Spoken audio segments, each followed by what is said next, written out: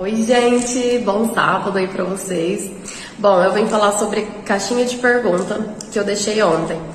Teve uma pergunta bem interessante e eu gostaria de compartilhar com vocês a resposta de acordo com a minha vivência, a minha experiência, o meu conhecimento que funciona pra mim. Acredito que talvez seja a dúvida de várias pessoas, né? Dessa pessoa que perguntou. E vou compartilhar com vocês aqui a maneira que eu faço e que pra mim funciona. Então a pergunta foi: cliente que não dá liberdade criativa, como resolver? Essa pergunta foi muito legal, achei muito bacana, porque assim abre para vários pontos, né, pra gente refletir. Então o que acontece? Primeiramente, né, eu não sei como funciona todo o seu processo criativo, o seu processo de atendimento. Então, eu tenho poucas informações aqui, então eu vou responder de uma maneira geral.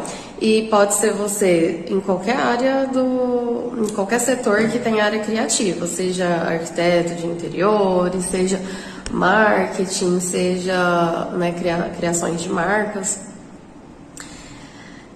É o seguinte, para você ter uma base, né, para iniciar um processo criativo, porque ninguém começa a criar algo do nada, você tem que ter uma base, uma referência. Então, o que acontece? Você tem que ter, primeiramente, um questionário para fazer ali para o seu cliente. Então, o que vai ter nesse questionário? Nesse questionário você vai descobrir a necessidade do seu cliente, de verdade, o que ele deseja, os estilos, os gostos, o que gosta, o que não gosta. E então você tem que destrinchar isso, colocar muita pergunta aberta realmente para você conseguir entender o que está na mente dele. Outro detalhe muito importante que tem que ter nesse questionário, nessa lista de questionário, você pode chamar de questionário, briefing, programa de necessidade do cliente, enfim. O que tem que ter dentro também, outra coisa importante, dentro deste questionário, são referências. Você vai pedir referências para o seu cliente do que ele viu.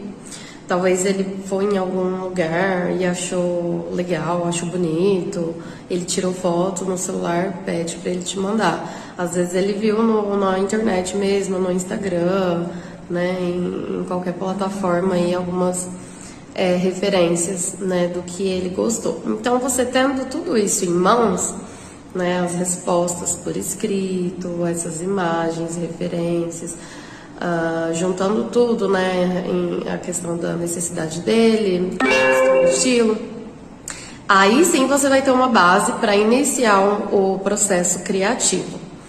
Então, você tem que ter isso em mãos primeiramente.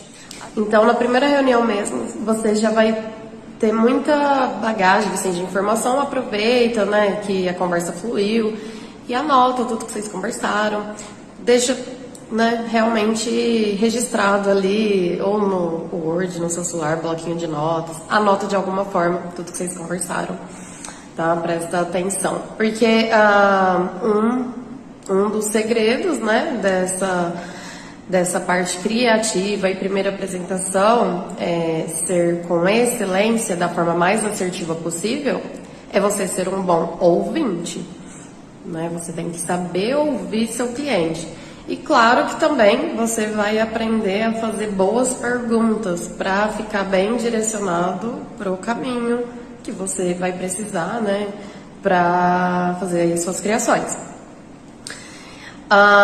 Outro ponto que essa pergunta nos leva a refletir é o seguinte: volte sempre o olhar, a pergunta para você, que a gente tem essa mania, né? Mas o fulano não me deixa criar. Mas, nossa, por que o comportamento dele tá sendo assim comigo? Faz o contrário, volta a pergunta para você, tá? Vamos entender aqui por que meu cliente está comportando comigo dessa forma que eu não gosto, ou que eu não gostaria. Não gostaria que fosse assim, gostaria que fosse de uma forma diferente. Então, volte a pergunta para você descobrir o que você pode mudar em você, né? Então, olha para o seu interior, o que você pode mudar no seu processo de atendimento, o que você pode mudar no seu processo criativo, o que você pode mudar no seu comportamento, enfim. Eu aprendi isso, pelo menos.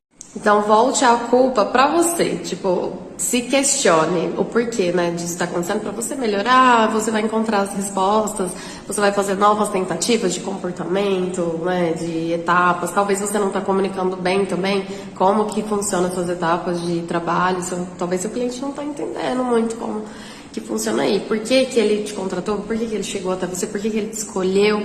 Enfim, se questione. Essa é uma dica, assim, que eu dou, que foi o que eu aprendi, que é o que mais te ajuda a evoluir, tá?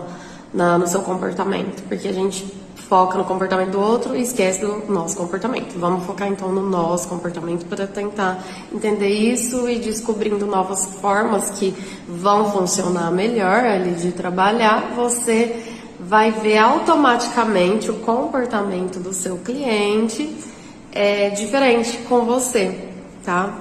Aí sim tudo vai começar. E aí tudo vai fluir, você vai observar o seguinte, que não vai ter praticamente nada de alteração mais, ou até zero alterações. Hoje, por exemplo, meus projetos não têm praticamente nada de alteração, e muitas vezes zero alterações.